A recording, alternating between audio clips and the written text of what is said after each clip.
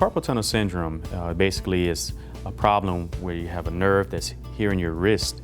That nerve shares a common space. It shares it with 9 tendons. When those tendons swell, that soft little nerve gets pinched. The patient can then begin to have numbness and tingling, and if it's there long enough, can notice that his grip strength or her grip strength has diminished. It's important to treat carpal tunnel syndrome early and not wait too long, because the longer that nerve is pinched, the greater the chance that nerve can become permanently damaged if left untreated. I've been dealing with hand numbness and pain in my hands and fingers for probably 15-20 years. It progressively got worse, and it got to a point where I couldn't sleep anymore. I couldn't write much more than a check out without a pen falling out of my hand. I would run my fingers through my wife's hair and not be able to feel it on my fingers. And I was missing out on a lot, keeping me up at night or waking me up at night. It would hurt all the way up in my armpits.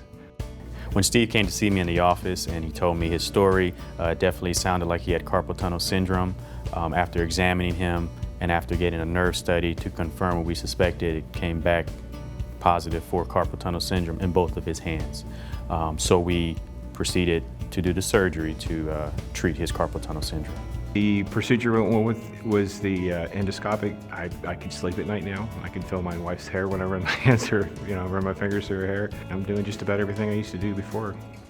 The good thing about endoscopic surgery is instead of waiting this, a long recovery after one surgery for one hand, we operated on Steve within a week and a half after his first surgery. So he basically had both of his hands done in 1 month. I wish I hadn't put it off for so long. I don't know how many things I put off because I couldn't use my hands like I wanted to before.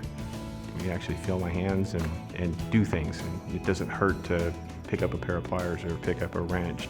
I'm glad that I found Dr. Ray, and everything's been great since.